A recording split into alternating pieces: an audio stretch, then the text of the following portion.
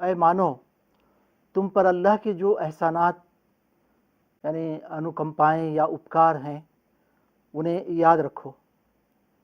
क्या अल्लाह के सिवा कोई और सृष्टिकर्ता भी है जो तुम्हें आकाश और धरती से रोज़ी देता हो? कोई पूज्य प्रभु उसके सिवा नहीं है। आखिर तुम कहाँ से धोखा खा रहे हो? अब अगर ऐ नबी, ऐ रसूल मोहम्मद सल्लल्लाहु अलैहि वसल्लम, ये लोग तुम्हें झुटलाते हैं तो ये कोई नई बात नहीं है। तुमसे पहले भी बहुत से रसूल या पैगंबर, संदेश पहुंचाने वाले झुटलाए जा चुके हैं और सारे मामलात आखिरकार अल्लाह ही की ओर पलटने वाले हैं। लोगों, अल्लाह का वायदा निश्चय ही सत्य है। सांसारिक जीवन तुम्हें धोखे में न डाले और न वो बड़ा धोखाबाज शैतान तुम्हें अल्लाह के बारे में धोखा देने पाए। निश्चय ही शैतान तुम्हारा बड़ा शत्रु है, इसीलिए तुम भी उसे अपना शत्रु समझो। वो तो अपने अनुयायियों को, पैरवों को अपने रास्ते पर, अपने मार्ग पर इसलिए बुला रहा है कि वो नरकवासियों में शामिल हो जाएं और नरकवासियों में सम्मिलित हो जाएं। जो लोग इनकार करेंगे उनके लिए बड़ा कठोर अजाब है, यातना है, और जो ईमान लाएंगे उनके लिए, ईमान लाकर सत्कर्म करने वालों के लिए क्षमा है और बड़ा बदला उनके लिए या प्रतिदान अल्लाह ने मुकर्रर कर रखा है। भाइयों और दोस्तों, बहनों, ये कुरान की 35वें अध्याय की चंद मंत्र या श्लोक थे जो आपके सामने मैंने पढ़े और उसका अनुवाद भी आपने सुन लिया है। इसमें जीवन की बड़ी बड़ी सच्चाइयाँ हमको बताई गई हैं, ऐसी सच्चाइयाँ जिनका संबंध हर मानव से है, हर मनुष्य से है, मानव जाति से है, मनुष्य से है। इन सच्चाइयों पर अपनी बुद्धि, विवेक और चिंतन मनन से हम इनके अंदर जो वज़न है उसे जानकर, समझकर हम स्वीकार कर लें तो हमारा फ़ायदा है, लाभ है। इस जीवन की सफलता, मृत्यु के बाद में नरक की आग से बचकर जन्नत यानी स्वर्ग को पाना संभव है। परंतु हम में से कोई भी इन सच्चाइयों पर सोच विचार करने के लिए तैयार नहीं है और समझ में आने पर स्वीकार करने के लिए तैयार नहीं है। या समझ में आने पर भी अगर हम ये कहें कि हम तो अपने बाप दादा पूर्वजों के मार्ग पर, उन्हीं के रास्ते पर चलेंगे, तो हम सफल नहीं हो सकते। सच्चाई को झुटलाने वाला खुद ही नुकसान उठाता है। सच्चाई का कुछ नहीं बिगड़ता। सच्चाई, सत्य, हक अपनी जगह पर रहता है। जो उसे अस्वीकार करे, जो उसे झुटलाए, व्यक्ति हो या कोई ग्रोह हो या कोई समुदाय हो, अपना नुकसान वो खुद कर लेते हैं। इसीलिए आइए कुरान के द्वारा हम समझने का प्रयत्न करें कि इसमें हमारी जीवन की कौन सी वो बातें बताई गई हैं जिनको हम नहीं जानते हैं और जिनको हमारा सृष्टिकर्ता अल्लाह ईश्वर हमें बता रहा है। देखिए, सबसे पहले पूरे मानव को संबोधित किया गया। इसमें किसी वर्ग को, किसी समुदाय को और किसी देश के वासियों को नहीं, मानव जाति, समस्त मानव जाति, मैनकाइंड, सबको संबोधित किया गया। और पहली ही बात ये बताई जा रही है कि जिस प्रभु, जिस अल्लाह ईश्वर के तुम पर एहसानात हैं, उपकार हैं, मेहरबानियाँ हैं, नेमतें हैं, उसे तुम दिल से मानो कम से कम, और उन्हें याद रखो कि उस अल्लाह ही ने तुमको ये सब कुछ दिया है। आप देखिए, अल्लाह ने हमको सबसे बड़ी चीज़ जीवन अता किया है। जीवन प्रदान किया है। हम माँ के पेट से खुद फैसला करके पैदा होकर नहीं आए, हमें जन्म नहीं मिला, और जिस वक्त हम मरेंगे हम इसका निर्णय नहीं लेंगे। हमें कब मरना है, कहाँ मृत्यु आनी है, इसका फैसला अल्लाह ईश्वर करेगा। ये पूरा जीवन का एक बड़ा अवसर, एक लंबी मुद्दत 50, 60, 70, 100 वर्ष की अल्लाह ने हमको प्रदान किया है, बिन मांगे के दिया है। क्या इसकी कोई कीमत है? क्या अल्लाह पूज्य प्रभु के अलावा कोई और है जो ये दावा कर सकता है कि मैंने उसको जिंदगी दी, मैंने पैदा किया, मैं उसे मौत दूंगा? नहीं, वो अल्लाह ईश्वर है। फिर आप देखिए, हमारा शरीर बनाया, इस शरीर में आंखें हैं, कान हैं, और हमारे होठ हैं, हमारी नाक है, बहुत कुछ है। ये सब कुछ अल्लाह ने दिया। क्या कोई दावा कर सकता है कि अल्लाह के सिवा भी कोई है जिसने सब कुछ दिया? इन सब से बढ़कर उस अल्लाह ईश्वर ने हमें बुद्धि और विवेक दिया है, हमें मनुष्य बनाया, हमें अनुपम सृष्टि बनाया, और हमें सोच विचार करने की, बोलने की और फैसला करने की हमें उसने शक्ति दी, और हमें स्वतंत्रता भी दी। हमें कीड़ा मकोड़ा की तरह मजबूर नहीं बनाया, परिंदा और मछली की जैसे मजबूर नहीं बनाया, पौधा और दरख्त की तरह से मजबूर नहीं बनाया, सूरज जैसे, सूर्य और चंद्रमा जैसे बड़े बड़े नक्षत्रों के जैसे हमें मजबूर नहीं बनाया। जो नियम अल्लाह ने उनके लिए बनाया उसी पर वो चल रहे हैं, उन्हें कोई स्वतंत्रता नहीं है। सूरज किसी दिन भी ये नहीं कह सकता कि मैं आज ड्यूटी नहीं करूंगा, आज नहीं आऊंगा, रात ही रात होगी। और किसी वक्त भी ये नहीं कह सकता कि मैं आज वापस नहीं जाऊंगा, आज डबल ड्यूटी करूंगा। 24 घंटे का दिन हो गया, हाहाकार मच गई पूरी दुनिया में। भाइयों, दोस्तों, बहनों, कभी मानव इतिहास में आपने सुना है, ऐसा कभी हुआ है कि 12 घंटे की जगह 24 घंटे का दिन हुआ, और 12 घंटे की रात की जगह 24 घंटे की रात हो गई? कभी नहीं हुआ। हमें उसने स्वतंत्रता दी, सत्य असत्य का मार्ग हमारे सामने खोल दिया, हमें चिंतन मनन करने की शक्ति दी, और हमारे लिए हवा बनाई, पानी बनाया, जल, ये पहाड़, ये जंगल, ये पर्वत, ये धरती, ये आकाश, ये ठंडी हवाएं, सब कुछ हमारे लिए बनाया। तो कुरान कह रहा है कि जिस अल्लाह ईश्वर के ये सब अनुकंपाएं, उसकी नेमतें, उसके एहसानात, उपकार तुम पर हैं, इन सब को पाकर गद्दार बनोगे, बेवफा बनोगे, या उसी का शुक्रगुजार बनोगे, उसी का एहसान मानोगे? दुनिया के जीवन में, संसारिक जीवन में अगर मैं कष्ट में हूँ, कोई 150 रुपये से मेरी सहायता करता है, या कोई अच्छा मशवरा मुझे देता है, या किसी मेरी पीड़ा में, किसी तकलीफ़ में थोड़ा सा मेरी सहायता करता है, तो मैं शुक्रगुजार बनता हूँ। तो भाइयों, दोस्तों और बहनों, अल्लाह कह रहा है कुरान में कि वही तुम्हारा सृष्टि करता है, उसी ने इतना बड़ा व्यवस्था कर दिया कि ये धरती तुम्हारे लिए गल्ला उगा रही है, इस धरती के पेट में खजाने तुम्हारे लिए रखे हैं, इस धरती में तुम्हारे लिए फल दे रही है। एक मिट्टी का छोटा सा कंकर अगर मुंह में आ जाए तो हम परेशान होते हैं कि मिट्टी मुंह में आ गई, लेकिन उसी मिट्टी में से, उसी धरती में से मीठे मीठे फल, उसी में से वनस्पतियां, उसी में से अनेक प्रकार, कितने ही प्रकार की सब्जियां और गल्ला, और अंदर पेट में इसके हमारे लिए धाते हैं, सोना है, चांदी है, और क्या क्या नहीं है। तो ये सब एहसानात अल्लाह के हैं। सृष्टिकर्ता भी वही है, पालन पोषण करने वाला भी वही है। उसकी वर्षा न बरसे, उसकी धरती गल्ला न उगाए, उसका सूरज गर्मी, रोशनी, हरारत न दे, एक दाना पिक नहीं सकता, हम भूखे मर जाएं। चंद मिनट के लिए हवा बंद हो जाए, हम मर जाएंगे।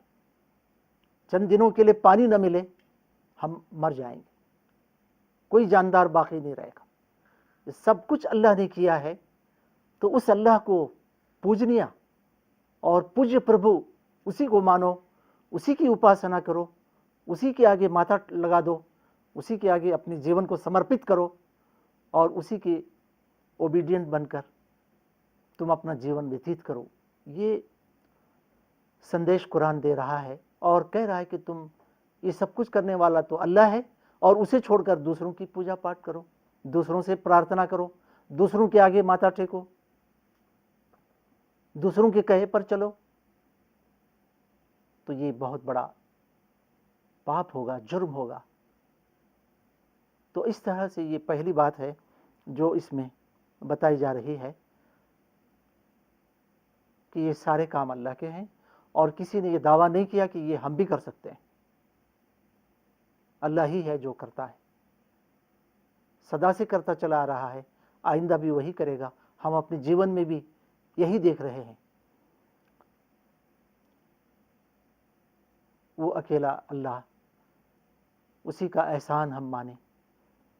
अगर कोई ऐसा व्यक्ति है जिस पर किसी के उपकार बहुत हैं और वो उसके साथ गद्दारी बेवफाई करता है, तो इसे नमक हराम कहते हैं, एहसान फरामुश कहते हैं, एहसान को भूल जाने वाला, और इसे बहुत गिरी हुई बड़ी नीच हरकत समझते हैं। तो अल्लाह के बारे में हम अपना रवैया, अपना बिहेवियर हम देखें कि हम क्या कर रहे हैं। वो एहसान करने वाला, उपकार करने वाला एक तरफ और हमारा अंदर तरीका एक तरफ। अब दूसरी बात बताई कि ऐ नबी, ऐ पैगंबर मोहम्मद, जिनके द्वारा ये जानकारी, ये सच्चाइयाँ हमें मिल रही हैं, कुरान हमें मिल रहा है, क्योंकि कुरान उन पर अवतरित होता रहा है। तो कहा जा रहा है कि मक्का की इस वातावरण के अंदर जब ये कुरान अवतरित हो रहा था, कई लोग थे जो झुटला रहे थे, इनकार कर रहे थे, और कुछ लोग थे जो मान रहे थे मोहम्मद सल्लल्लाहु अलैहि वसल्लम को कि वे अल्लाह के पैगंबर हैं, अल्लाह के संदेश वाहक हैं, प्रॉफिट मैसेंजर, और उन्होंने अल्लाह की ओर से ये संदेश, ये शिक्षा, ये मार्गदर्शन हमको दे रहे हैं। अपने मन से, अपनी इच्छा से कुछ नहीं दे रहे हैं। मानने वाले भी थे और इनकार करने वाले भी थे। बताया कि जो लोग इनकार कर रहे हैं, ये नई बात नहीं है। आपसे पहले जो पैगंबर, प्रॉफिट, मैसेंजर्स आए थे, उनके भी इनकार करने वाले इतिहास में लोग पाए गए हैं। भाइयों और दोस्तों, पैगंबर का इनकार खुदा का इनकार है, अल्लाह का इनकार है, और अल्लाह का इनकार करके मानो कभी संतुष्ट और सफलता नहीं पा सकता, कभी शांति नहीं पा सकता। इस जीवन के बाद मरकर उसे मृत्यु के बाद अल्लाह ही के पास जाना है, और वहां इनकार करके यहाँ तो बच सकता है, वहां इनकार करके जाने के बाद वहां की दंड अलग है। वो नरक की आग है, जहन्नम की आग है। आप सोचिए, इसीलिए बताया गया कि पैगंबर को मानना खुदा को मानना है, ईश्वर अल्लाह को मानना है। पैगंबर के बताए हुए रास्ते पर चलना, पैगंबर के दिए हुए मार्गदर्शन, उसके संदेश, उसके उसूलों को स्वीकार करना, अल्लाह को मानना है, अल्लाह के रास्ते पर चलना है। तो बताया कि आपसे पहले भी संदेशवाहक कुछ आए थे, उनको मानव इतिहास में झुटलाया गया है। फिर इसके बाद सारे मानव को संबोधित करते हुए कहा गया कि लोगों, अल्लाह का वायदा निश्चय ही सत्य है। सांसारिक जीवन तुम्हें धोखे में न डाले, और वो बड़ा धोखेबाज यानी शैतान, वो तुम्हें अल्लाह के बारे में धोखे में न डाले। पहली बात तो ये बताई जा रही है कि अल्लाह का ये वायदा है मानव से कि एक समय आएगा, ये पूरा व्यवस्था ये खत्म हो जाएगा। अल्लाह के आदेश पर महाप्रलय होगा। महाप्रलय में ये धरती, आकाश, ये नक्षत्र, ये आकाश गंगाएं, हमारी जो सोलार सिस्टम है, ये सब के सब खत्म हो जाएंगे। एक नया व्यवस्था अल्लाह के आदेश से बनाया जाएगा। ये अल्लाह का वायदा है। कुरान में जगह जगह इसको बताया गया है, अनेक जगहों पर समझाया गया है कि इसी दुनिया को सब कुछ न समझो। इस जीवन के बाद एक सदा का जीवन, इस दुनिया के बाद एक हमेशा की दुनिया फिर आएगी। ये अल्लाह का वायदा है, अल्लाह इसको पूरा करके रहेगा और अल्लाह के लिए कोई रुकावट, कोई बाधा डालने वाली कोई चीज़ नहीं है। अल्लाह अपना वायदा पूरा करेगा। भाइयों, दोस्तों और बहनों, साइंस भी आज कह रही है कि एक महाप्रलय होगा। ये पूरा जो हम देख रहे हैं, ये व्यवस्था फना हो जाएगी, ख़त्म हो जाएगी, एक नई व्यवस्था बनेगी, एक नया जीवन वहाँ से आरंभ होगा। और फिर बताया कि सांसारिक जीवन तुम्हें धोखे में न डाले। सांसारिक जीवन क्या धोखे में डालता है? इंसान ये विचार करता है, ख्याल करता है कि यही जीवन सब कुछ है, मृत्यु के बाद कोई वापस नहीं आया लौटकर, इसीलिए इस जीवन की सफलता, इस जीवन की खुशी, इस जीवन का ऐश मौज मस्ती, यही सब कुछ है। जैसे भी ये पा सकते हो पालो, झूठ बोलकर, दगा देके, अन्याय करके, अत्याचार करके, जिस प्रकार से भी ये मिल जाए, यही सब कुछ है। सांसारिक जीवन उन लोगों को धोखे में डालता है जो यहाँ बहुत अच्छी स्थिति में है। वो समझते हैं कि हम यहाँ बहुत अच्छे हैं, अगर कोई मौत है, मृत्यु के बाद कोई जीवन है, वहाँ भी अच्छे ही रहेंगे। ये भी धोखा है। और इसी तरह से किसी भी प्रकार का कोई धोखा इंसान खा ले कि अब एक चीज़ नज़र नहीं आ रही है। एक धोखा ये भी होता है कि ये सांसारिक जीवन नज़र आ रहा है, हर चीज़ सामने है, यहाँ का लाभ, यहाँ का हानि, यहाँ की सफलता, यहाँ की असफलता, सब कुछ सामने है, मान लेता है। लेकिन जो चीज़ निगाहों से परे है, मृत्यु के बाद आने वाली है, कुरान उसकी चेतावनी दे रहा है, अल्लाह उसके बारे में मानव को समझा रहा है, अल्लाह हमारी भलाई चाहता है, तो हम मानने के लिए तैयार नहीं। सांसारिक जीवन से धोखा खा गए, कहा कि हम नहीं मानेंगे, वो तो नज़र ही नहीं आ रहा है। कहाँ है मृत्यु के बाद? स्वर्ग कहाँ है? नर्क कहाँ है? कौन देख कर आया है? तो आप देखिए कैसे धोखे हैं। इन सारे धोखों से हमें बचना है। अगर हम अपना भला चाहते हैं, हम अपनी कामयाबी, सफलता चाहते हैं, मुक्ति चाहते हैं, नर्क की आग से बचना चाहते हैं, तो हमें इन सारे धोखों से बचना है। इसीलिए कह रहा है कि सांसारिक जीवन से धोखा ना खाओ। ये चंद रोज़ा है, चंद साल का जीवन है। तुम सदा कोई रहने के लिए यहाँ नहीं आए। जो पैदा हुआ, एक दिन मृत्यु से मज़ा चखना है। भाइयों, दोस्तों और बहनों, हम आंखों से देख रहे हैं कितने करोड़ इंसान दुनिया में आए चले गए। कीड़ा मकोड़ा, पौधा, जंगल के जानवर, सब कुछ हम देखते हैं कि हर एक का एक वायु, उनकी एक एज है, उनकी एक उम्र है, उसके बाद वो ख़त्म हो जाता है। तो इस तरह से इस दुनिया की भी एक उम्र है। ये दुनिया भी एक दिन ख़त्म होगी, एक नई दुनिया फिर से शुरू होगी। तो इस तरह से एक सांसारिक जीवन है। और ये भी कहा कि शैतान भी धोखे में डालता है। शैतान क्या धोखे में डालता है? शैतान को पहले ये तो बताया गया कि वो तुम्हारा शत्रु है, इसलिए तुम भी उसे अपना शत्रु ही समझो। भाइयों और दोस्तों और बहनों, अगर कोई अपने किसी कट्टर दुश्मन को, शत्रु को अपना दोस्त समझकर व्यवहार करेगा तो उसका क्या हशर होगा, हम और आप समझ सकते हैं। दुनिया की रीत है कि दुश्मन को दुश्मन समझो, दोस्त को दोस्त समझो। दुश्मन के साथ वो मामला नहीं हो सकता जो दोस्त के साथ होता है। दुश्मन तो हमारा नुकसान चाहेगा, हमारी बर्बादी चाहेगा, हमारी हानि चाहेगा और हमारी नाकामी दुश्मन चाहेगा। तो शैतान इंसान का दुश्मन है शुरू ही से। वो इंसान को भटकाना चाहता है, इंसान को धोखे में डालना चाहता है। तो इंसान को धोखे में, मनुष्य को धोखे में डालता है, कहता है कि कोई खुदा नहीं है, कोई ईश्वर अल्लाह नहीं है। होता तो आंखों को नज़र भी आता था। आज भी कितने कुछ लोग ऐसे पाए जाते हैं जो कहते हैं कि जो चीज़ नज़र आएगी हम उसी को मानेंगे, जो नज़र नहीं आती हम उसको नहीं मानेंगे। अगर उनसे कोई कहे कि आपकी बुद्धि तो नज़र नहीं आती, आपकी अकल कहाँ है, मुझे तो नज़र नहीं आ रही है, तो आप बेअकल हैं, आपके पास अकल ही नहीं है।